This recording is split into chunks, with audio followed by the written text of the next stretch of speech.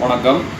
அடுத்தாக்கில் என்ன பார்க்க போகிறோம் அப்படின்னா ஷோல்டர், அதாவது தோள்பட்டை வலி. இந்த தோள்பட்டை வலியை நம்ம எப்படி இடது கையிலே இருந்து சரி பண்ணலாம் அப்படிங்கிறத பார்ப்போம்.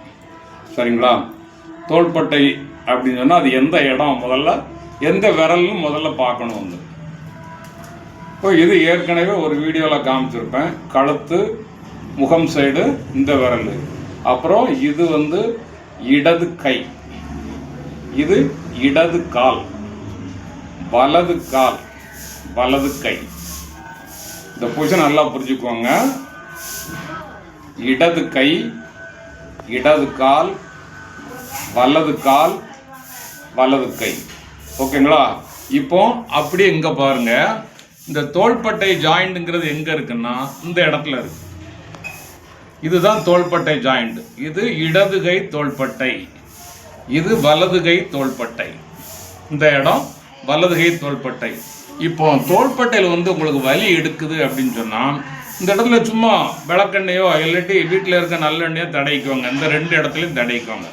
தடைவிட்டு இந்த இடத்த ஒரு 50 முறை கிளாக் வேஸ், அதாவது வலதுபுறமாக நல்லா அழுத்தி வலதுபுறமாக சுற்றி விடுங்க. சுற்றி விட்டேன்னா இருக்க வலி கொஞ்சம் கொஞ்சமாக குறைஞ்சிக்கிட்டே இருக்கும். அதே மாதிரி வலது கை தோள்பட்டை, இது தோள்பட்டை, ஏன்னா இது தோள்பட்டை, ரெண்டும் தோள்பட்டை. அதுக்கு அடுத்தாக்கில் இந்த எலும்பு இருக்கு இல்லையா, இது எங்கே வரும் அப்படின்னா இந்த முட்டி வரும், இந்த முட்டி. அதுக்கு அடுத்தாக்கில் இது இந்த எலும்பு எங்கே வரும்னா மணிக்கட்டு வரும். புரிஞ்சுக்கிட்டீங்களா? இப்போ புரிஞ்சிருக்குன்னு நினைக்கிறேன். இது இந்த இடம் இடது கை தோள்பட்டை, இந்த முட்டி, இது இந்த சின்ன எலும்பு முட்டி மணிக்கட்டு. நீங்கள் அங்கங்கே போய் அட்ஜஸ்ட் பண்ண வேண்டிய அவசியமே இல்லை. தோள்பட்டை வலியா இந்த இடத்துல மசாஜ் பண்ணுங்க, சரியாக வரும்.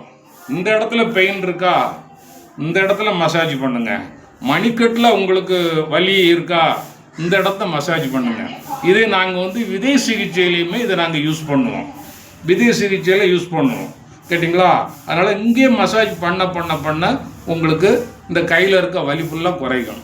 தோள்பட்டை வலி வந்தால் இந்த இடத்த மட்டும் நீங்கள் ப்ரெஸ் பண்ணி விடுங்க. நல்லா ப்ரெஸ் பண்ணி தேய்ச்சி விடுங்க. அதே மாதிரி வலது கை, இது வலது கை, வலது தோள்பட்டையில் உங்களுக்கு வலி வந்ததுன்னா இதை ப்ரெஸ் பண்ணி விடுங்க. இதுதான் மெயின். சில ஆட்களுக்கு கையவே மேலே தூக்க முடியாது. நீங்கள் ப்ரெஸ் பண்ணி விட்டுட்டு கொஞ்சம் கொஞ்சமாக தூக்கி பாருங்கள், கையை மேலே தூக்கிடலாம். சரிங்களா? இதை முதல்ல மெயினாக பார்த்துக்கிடுங்க. எப்பேற்பட்ட வலி இருந்தாலும் சரி, தோள்பட்டை புஜம் வலி இருந்தாலும் கம்ப்ளீட்டாக வலி குறைஞ்சி நல்ல நீட்டாக குணமாகிடும்.